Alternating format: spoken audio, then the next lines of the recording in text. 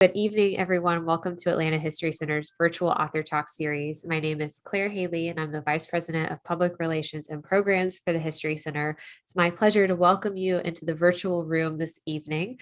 If you have not yet joined us for one of our virtual author talks, welcome. If you're a returning guest, of course, welcome to you as well.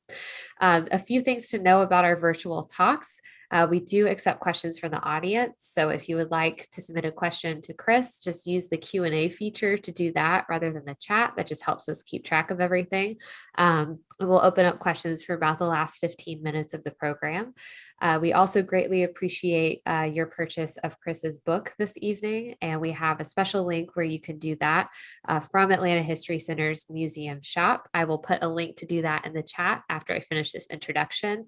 And know that for tonight only, it's actually 25% off, and you can either choose to pick it up in our store for free if you live in Atlanta, or we do offer domestic US shipping. So however you want the book, we will get it to you. It is definitely a timely topic, as I think you'll hear tonight. I'm going to briefly introduce tonight's guest, and then I will turn it over to him. So we are welcoming Chris Finan this evening to discuss his book, How Free Speech Saved Democracy, the untold history of how the First Amendment became an essential tool for securing liberty and social justice. Chris has been involved in the fight against censorship for 35 years. He is the executive director of the National Coalition Against Censorship and the former president of the American Booksellers Foundation for Free Expression. They have certainly been busy lately, which I think he will tell you about a little bit in his talk. He was a newspaper reporter for years, and then he studied American history at Columbia University, where he received his PhD in 1992. He's written a couple other books, including Alfred E. Smith, The Happy Warrior, Drunks, and American History, and From the Palmer Raids to the Patriot Act, A History of the Fight for Free Speech in America. And that book was actually the winner of the American Library Association's Eli M. Oboler Award. So again, his newest book is How Free Speech Saved Democracy, and we're so thankful that he's joining us virtually in Atlanta for Atlanta History Center's virtual author talk this evening. Chris, welcome. Thank you for being here. Thank you, Claire. It's a pleasure and a privilege. I'm quite grateful to the Atlanta History Center for this invitation. I've written 4 books, as Claire was mentioning, and for the first 3 there wasn't any Zoom. It was just go out and talk to people, and so there were fewer opportunities really to reach out and talk. So this is great. I will say, I have to admit, virtual events are a little weird. So I'm sitting in my office in Brooklyn, New York. I have a nice shirt on, sweatpants and slippers. And I know it's not quite conducive to the level of seriousness that, sometimes subject calls for, but that's the way it is. So I'm anxious to break through kind of this virtual wall and to hear from you and hear your comments and questions. It seems everybody has an opinion on free speech, and I defend those opinions on either side for a living. I'd just say a word about my organization, the National Coalition Against Censorship. It has existed for almost 50 years now. It was created in the early 1970s when there was a counter movement to reverse many of the free speech gains of the 1950s and the 1960s. We we have 50 participating organizations. They represent booksellers and librarians, authors, other civil liberties groups, professional groups, as I just mentioned, some religious groups, some labor groups. So a broad array of organizations that have concerns about protecting free speech. We have 2 major projects. a youth free expression project, which is right now very busy, and with the challenges in schools and libraries around the country. We also have an arts advocacy program to help artists push back against censorship of their work. We also work with museum professionals and curators. So, as I say, this is a very busy time for us, for National Coalition Against Censorship and all free expression groups, and there are many in addition to us, which is a good thing.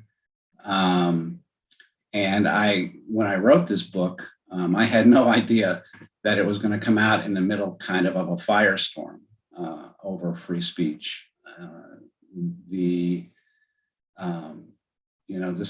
current crisis, which we think it truly is, really began last fall when books in schools began to be a topic of political campaigns and featured prominently in the race for governor in Virginia, and it has only grown since then. But it's important to say that this is that attacks on free speech come from both sides of the political spectrum. NCAC is a nonpartisan group. We do not take political sides, and we are concerned about attacks from the left, which have also been growing. And prior to this latest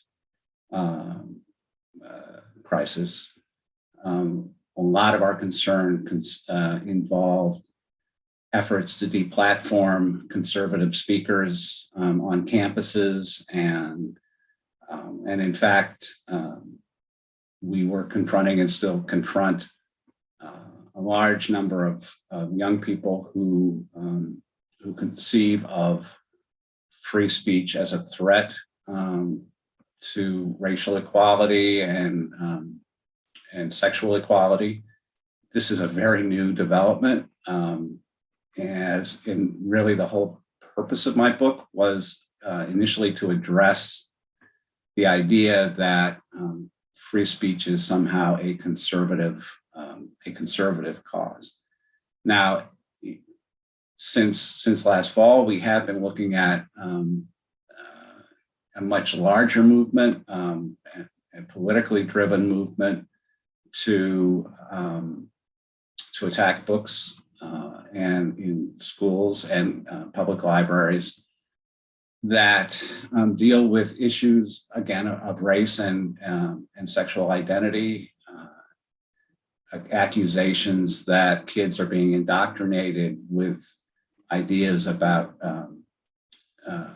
racism and sexism in this country, and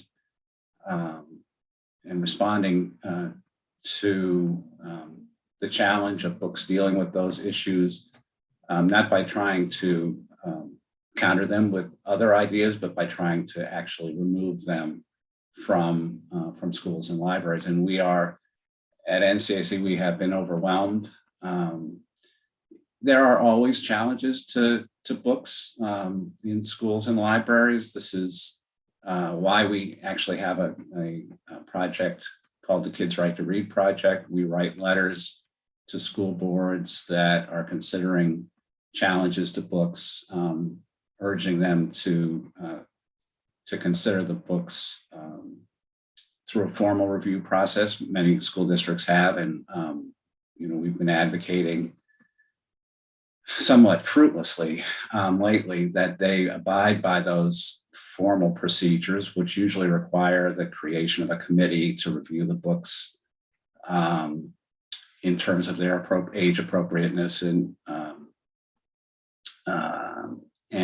what has happened. So we're used to dealing with challenges of one or two books, but what has happened is that many school districts are just pulling dozens of books, and in some cases more than even more than that. But the latest example I can bring you is the case of Nampa, Idaho, where 29 books have been pulled without any review, just based on somebody's accusation that they're inappropriate for kids. And many school districts are just abandoning their policies under political pressure, and in many states, largely states where Republicans rule the state legislatures and where they've managed to pass bills banning so-called critical race theory in schools, and also any LGBT books, not only through all grades. Florida just passed a "Don't Say Gay" bill, which bans any discussion of gender identity in elementary school, but has also insisted that any discussion of LGBT be age appropriate throughout the school system, which we fear will have a chilling effect on LGBT kids, who will lose access to books that speak directly to their experience. So we are in a situation, we think, in this country where the understanding of free speech has eroded, and where pretty much people are unwilling to defend free speech for anybody but themselves and their own political views. And our approach is to urge that all conflicts over ideas be addressed through discussion, conversation, and that all ideas are entitled to their moment of discussion. So my book really makes the point that throughout American history, speech in general has been under attack. This is nothing new, and it really began at the very beginning of the Republic, when the Federalists in Congress passed laws that banned any criticism of the government, and enforcing those laws prosecuted at least 126 people, sometimes for just saying that the president is a dope, which was considered somehow a threat to the security of the country, and it just illustrated in very remarkable fashion that nobody really understood what the First Amendment meant. It guaranteed freedom of speech and freedom of the press, but it didn't address whether there were proper limits to that speech. Consequently, for the next century, anybody who was advocating for change in this country was likely to be punished for it. And the leading examples of that certainly were the advocates in the first decades of the 19th century of abolition of slavery. People who believed that slavery should be torn down, and this became, a major movement in the North, which was regarded with terror by Southerners, who accused the Northerners of attempting, even in discussing slavery, in attempting to encourage slave rebellions and threatening the lives and the property of Southerners. They demanded that northern states passed laws banning such advocacy. And, but it wasn't, the opposition to the abolitionists wasn't just in the South. The North that had strong commercial interests in the South, many Northerners supported slavery. And so when abolitionists began to organize and form, and the way that was done in those days was really people took to the road and stopped at every little town and gave speeches about the issue. That people who opposed the abolitionists actually turned out and protested. Actually, they did more than protest. They threatened, they attacked, they tried to drive the abolitionists out of their communities. They assaulted abolitionists in many cases. And sometimes it was just vegetables and other garbage that was thrown at them. They actually, many abolitionists had a spare set of clothes they called riot suits that they wore expecting the opposition that they met. But in its extreme form, there were attacks on that inflicted injuries on abolitionists. And in the case of at least one abolitionist editor, his death, as he tried to protect his press from an abolitionist mob. So clearly the message that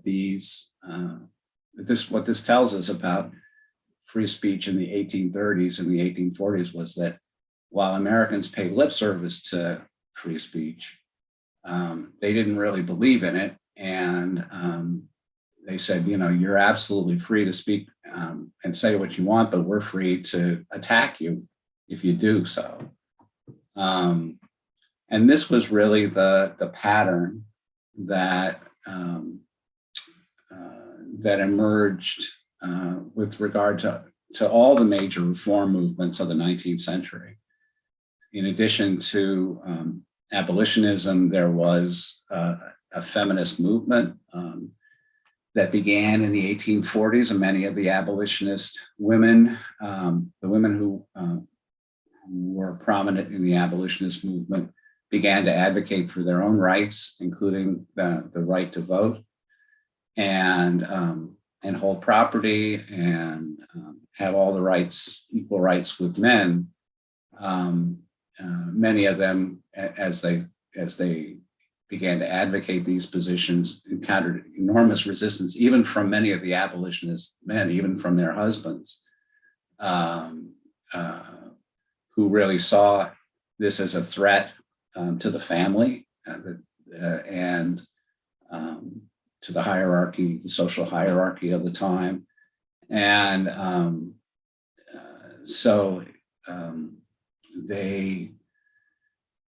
in the beginning, it was just difficult enough for women to even get up in front of a public or mixed audience of men and women and to advocate their position. But as time passed, they became quite skilled in their advocacy. They disrupted speeches by men to push their position, but it took a long time to actually achieve that end. And perhaps the biggest example, or affecting the most people in terms of limitations on free speech, involved advocacy for the right to form unions. This was not acknowledged as a right, and as a result, courts issued injunctions banning organizing activity by unionists, and at a time when there was extreme union movement was trying to save people from exploitation and extreme poverty. They were forbidden to hold meetings. They were forbidden to picket.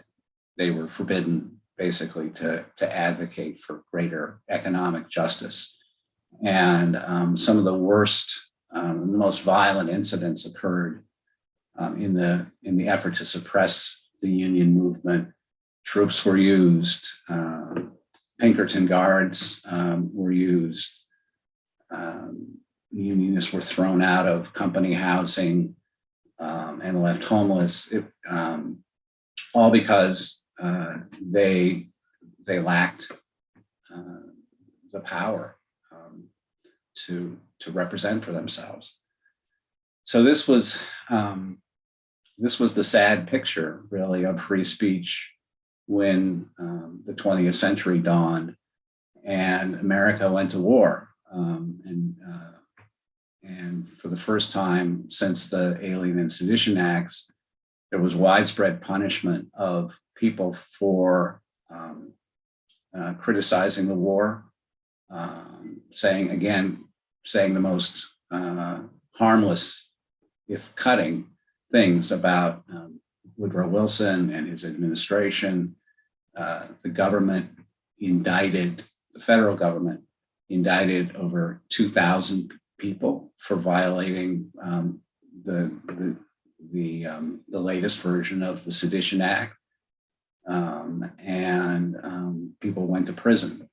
The socialist leader, three-time candidate for president, Eugene Debs, was sentenced to 10 years in jail and ran for president from jail the last time.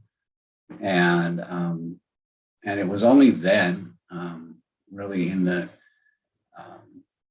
that a movement began, a civil liberties movement began, saying that if you can't question the most basic conduct of the government, that is the conduct of war, the declaration of war, then can you really be a truly democratic country? It was in the wake of that civil liberties meltdown that the American Civil Liberties Union was formed and began to fight, initially largely for union rights, and later for a broader range of issues. So what I think we learned over the course of the remainder of the period from 1920 through the 1960s was that free speech had to be protected, and that it didn't exist just because it was in the Constitution. It existed in protecting the rights of people to say anything. And once again, the real crucible for that discovery was the civil rights movement of the 50s and the 60s, when the South once again rose up in an effort to reverse the Supreme Court decision in outlawing segregation, and fought it in the courts, passed in the legislatures, passed laws, again, laws that made it difficult, if not impossible, to advocate for civil rights, that efforts that were also supported by violence, the punishment of people who were carrying this message, the use of fire hoses and police dogs to break up demonstrations. And it was really in response to that effort to suppress the civil rights movement that the courts began to pass laws. The courts began to issue decisions protecting free speech that were then extended during as protests grew against the war in Vietnam. More cases were decided. The Pentagon Papers case, a whole series of important and precedents were established that limited the power of government to suppress suppress speech. So today we do have important legal precedents, and First Amendment cases get decided by the Supreme Court all the time. But the basic principles have been identified and codified, and hopefully precedents that will hold under all circumstances.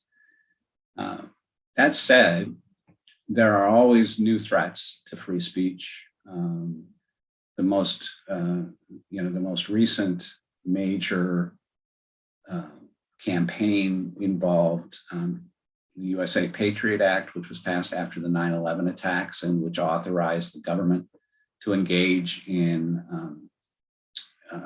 activities that might have resulted in the suppression of speech. I was working for the booksellers when the Patriot Act was passed, and we discovered that it gave the government the power to secretly search the records of bookstores and libraries, and potentially discover what citizens were reading, and with the danger of creating the danger that people would not feel free to read what they wanted to read. So an effort was, a campaign was launched that I was involved in, called the Campaign for Reader Privacy, that involved a petition, a national petition, and an advocacy by many members of Congress for safeguards to be created, which were subsequently adopted.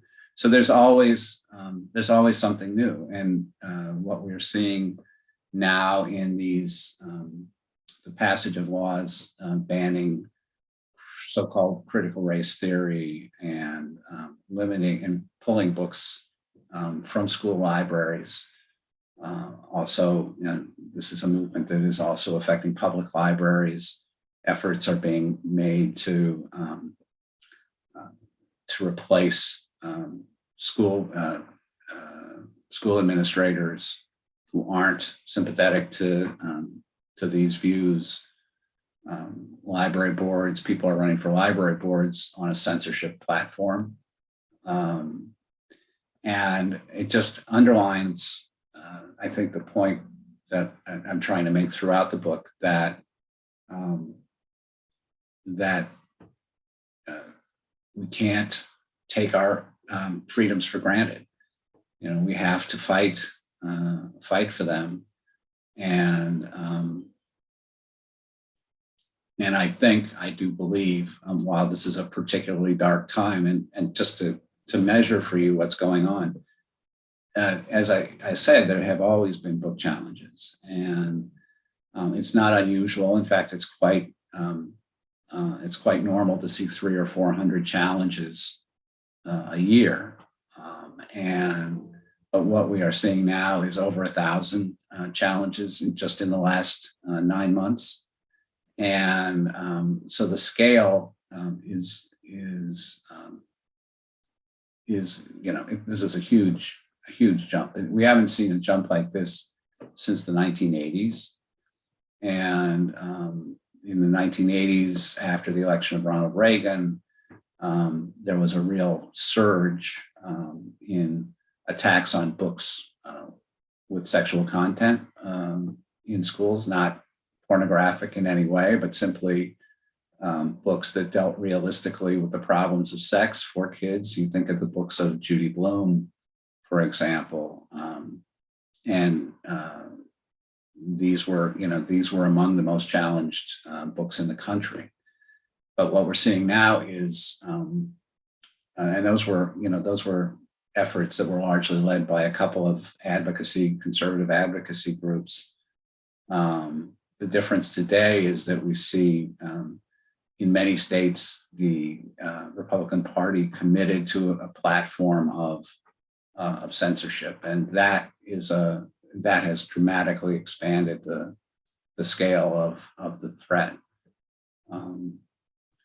What happened in the 80s, the way that was resolved is that advocates for intellectual freedom and freedom of speech, worked with school boards to create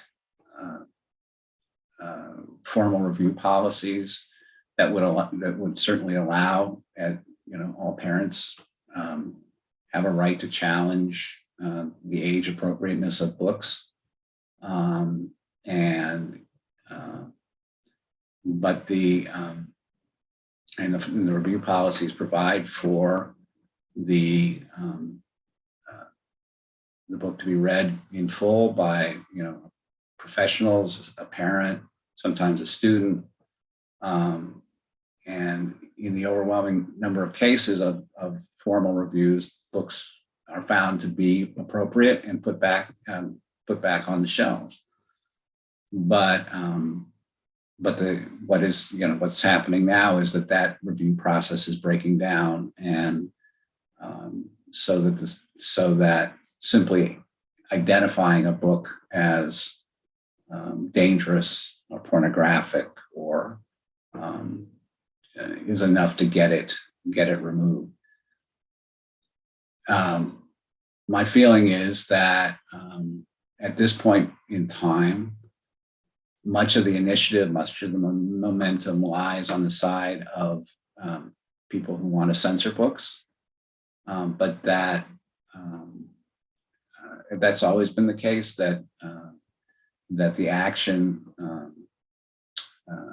even if the advocates are a relatively small number of people who are mission driven and feel highly emotional about these issues, drive the issue for a while, and then there is a counter movement, and I believe that people who care about kids getting access to important books that speak to their experience, that realistically portray American society and the world at large, books that kids need to prepare to be the next generation of citizens, that these people who are fighting for this access will succeed, will assert themselves, and will succeed in convincing school officials that they've overreacted, they've reacted in fear, and that the bigger fear is that we will leave our kids unprepared to deal with the future. So I'm kind of a perennial optimist, even in the middle of what's going on, and because I think the balance of the history that you read, if you look at my book, is that we have slowly realized as a society that we have to fight for free speech. We have to protect free speech, and if that means running for the school board or the county library board, if that means standing up at a school board meeting and speaking as kids and parents are beginning to speak up. Kids are organizing banned books clubs. My organization is in the process of starting a project called Student Advocates for Speech that will establish clubs in high schools where kids can talk about the importance of free speech, not only for themselves, but for others that they disagree with. That if we value free speech as highly, as important as it is, we have to be willing to make sacrifices to put ourselves out, put ourselves on the line. And it has happened in the past, and I think it will continue to happen. And so at this point, I think I would love to hear any questions or comments. And you have a free speech right to absolutely disagree with me to your heart's content. Thank you so much, Chris. We do have a few questions here in the Q&A to get us started, but everyone in the audience, if you've been thinking on those, feel free to drop them in as well. So the first question is from an audience member named Carol, and she was wondering if you could talk about what do you see as the important issues in the attack on or regulation of speech on social media? So in addition to the book bans you address and that your organization is addressing, what do you think about social media and how that factors into the conversation? Well, so the First Amendment applies to government, right? Government shall pass no law, restricting freedom of speech or freedom of the press. So social media companies have First Amendment rights, and they have the right to make decisions about content on their services, and that doesn't mean that there is. And what they've done is, they've moved toward, from a position where they didn't do much content moderation. They discovered that created a lot of problems for people, and did cause harm where speech was, used, misrepresented, misinformation used to in various societies, in various contexts. So they have engaged now in content moderation that has caused the barring of some conservative voices from, the major services. But that, in our view, that's not censorship. Now, it's not that we don't have any concerns because of the power of those companies. We are concerned about their ability to, about what, how they exercise that power. And we have a arts advocacy project that, in which we push back pretty hard against Facebook and its policies about censorship of art on media, which obviously involves some sexual content. So we don't think they're free, that they shouldn't be criticized when they overreact or when their algorithms are too broad and restrict too much content. But it's a conversation. It's something that that we regulate through our response to these companies, not through government regulation. We would oppose that.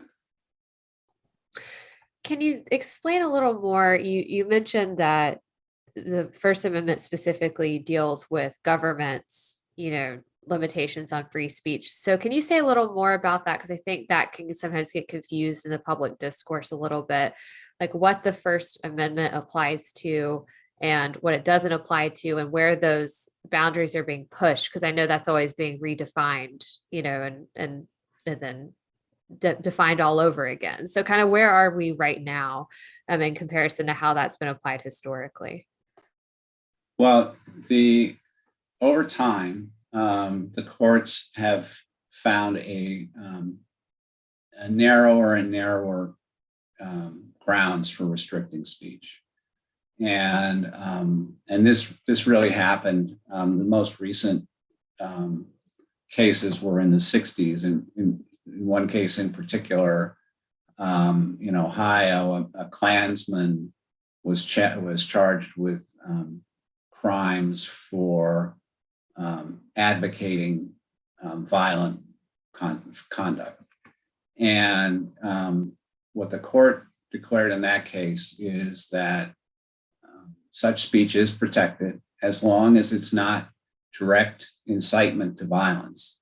So, and that means virtually that if, unless somebody says, get that guy, and then somebody that results in somebody being hurt, that the speech is protected. So kind of abstract abstract appeals to violence, revolution. We used to put communists in jail in this country for advocating revolution, the overthrow of the government.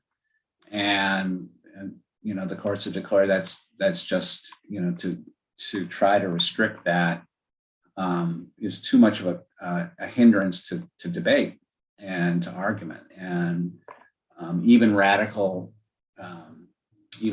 advocacy is protected speech. So we are, in that sense, probably the most protective. Our country protects speech to a greater extent than almost any other country. There are other European countries that have restrictions on hate speech, but in fact, those laws have not been found to be particularly effective, and in fact, sometimes they boomerang on the very people that are meant to be, you're trying to protect.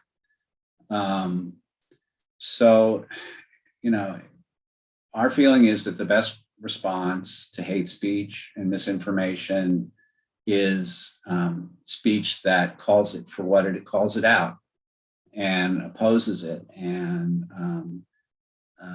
challenges it and attempts to protest against racist speech and are absolutely the right response to ideas that people disagree with. But once government gets involved, the question always is how do you decide what is the speech to be suppressed and who gets to decide? Right now, I don't think that many of the decisions that are being made by government with respect to speech in some of these states that have passed CRT bills is particularly appropriate. And in fact, do we want to give government that much power to decide what is and isn't a good idea? And we have a long history now of trying it the other way. And what we found is that doesn't work. It doesn't work. The only way to challenge ideas that you don't agree with is with other ideas. One of our audience questions was actually asking about bans on hate speech. So thank you for addressing that preemptively. There's another audience question that we just got that I think feeds really well into where you just left off. This attendee asked, they say, I am interested in hearing your opinion about the idea that the right to free speech also comes with a responsibility to others and not speaking in a way that injures others. Free speech is not an absolute right to say anything, correct? So what are your feelings about that sentiment?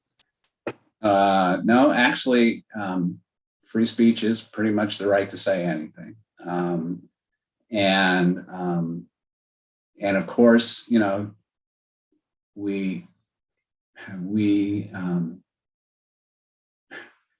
it's great if the speech is, I think speech should respect other people. I think speech should think about the speaker should always be responsible for what is said. But the point is that if other people want to express themselves, no matter how badly or with how much anger or even evil intent there's simply no way to suppress their speech without endangering everybody's speech. So censorship just isn't a response, is not an appropriate response to ideas that you don't agree with.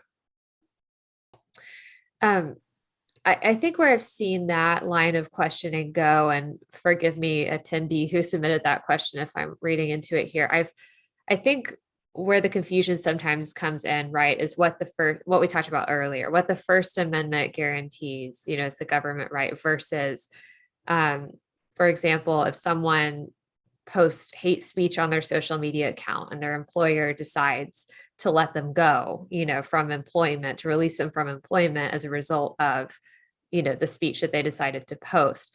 Is that something that the First Amendment addresses? Or I think that's sometimes where the confusion about what free speech is and isn't comes in. So could you dig a little more into that? Yeah, no, the Supreme Court has allowed employers to regulate employee speech in many contexts, and but that's private. That's private action. That's an employer, asserting their rights as the boss to say what people in the company say. That's not government.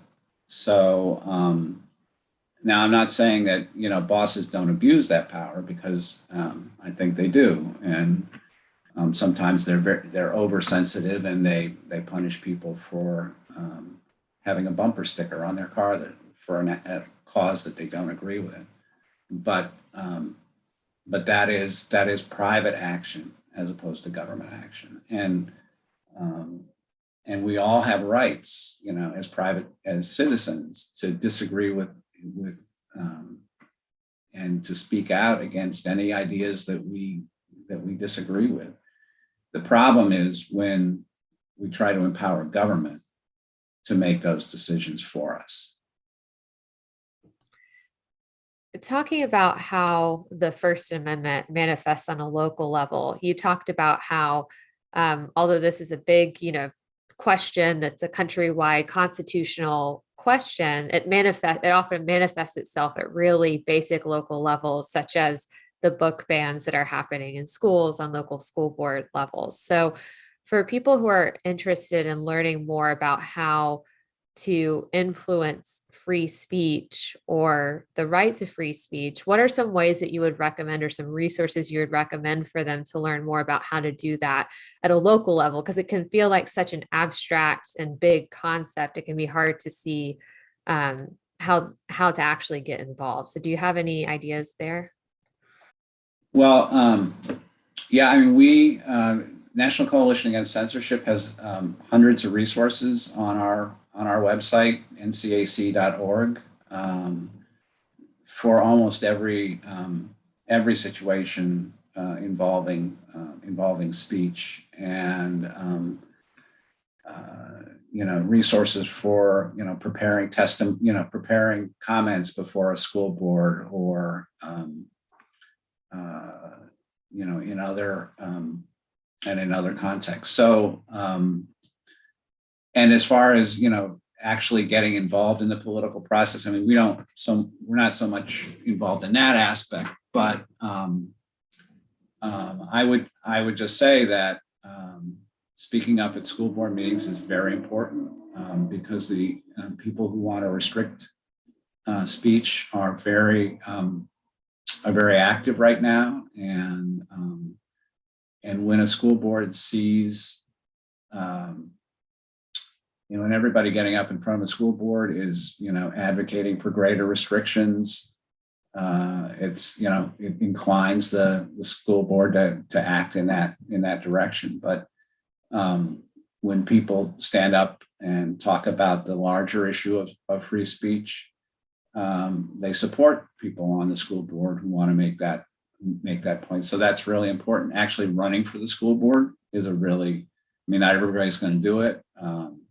but I think it's important to get involved. It's important to speak up, and to participate in the political process. You mentioned that you're a perennial optimist, even in the midst of a fight over free speech that your organization is deeply involved in.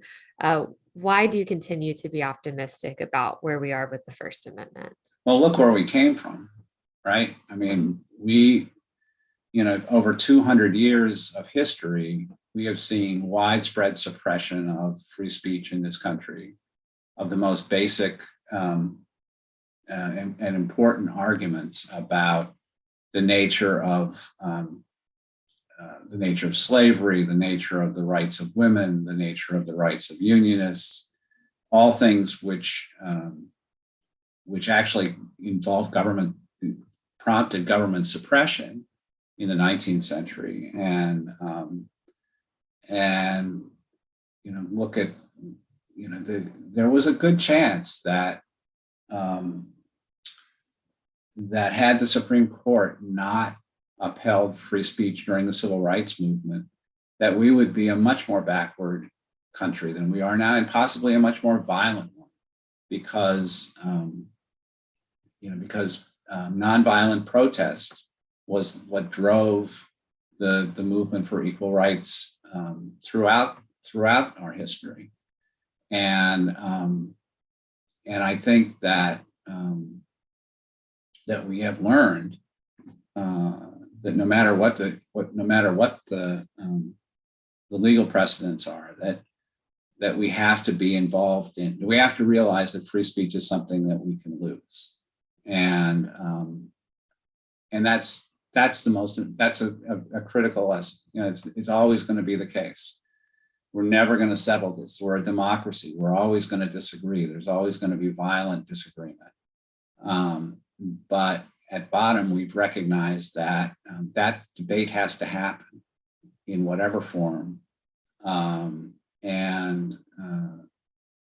in order for us to be a democracy. Free speech is absolutely essential. That is the title of my book. It is essential to democracy, and we didn't have democracy for a long time, but we have become a much more democratic country, and there are always new problems, and social media is one,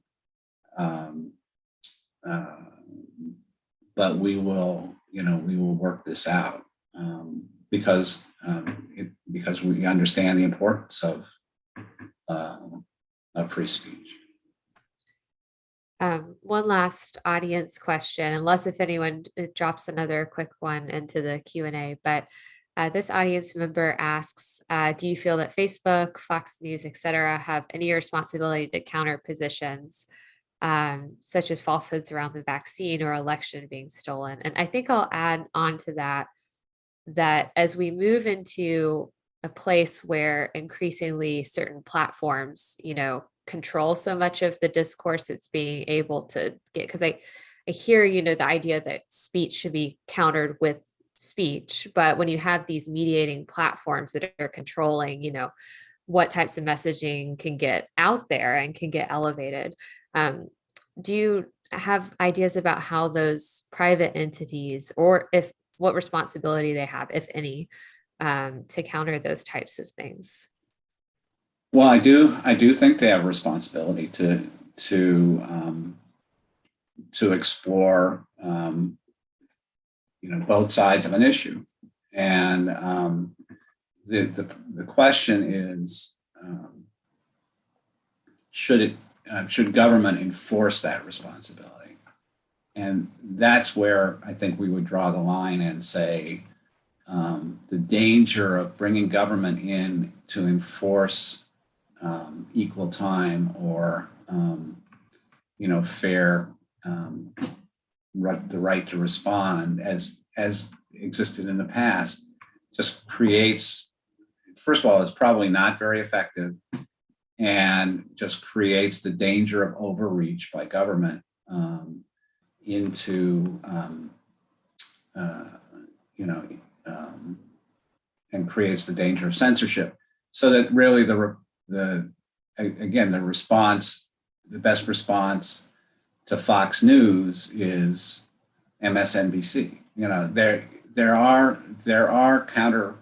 We are engaged in a lot of debate right now, and it's just a question that sometimes we get really fed up, and we want our ideas to be the ones that really determine what is said, and it's just, that's not the way a democracy works. It's maddening. democracy is maddening. It's ugly sometimes.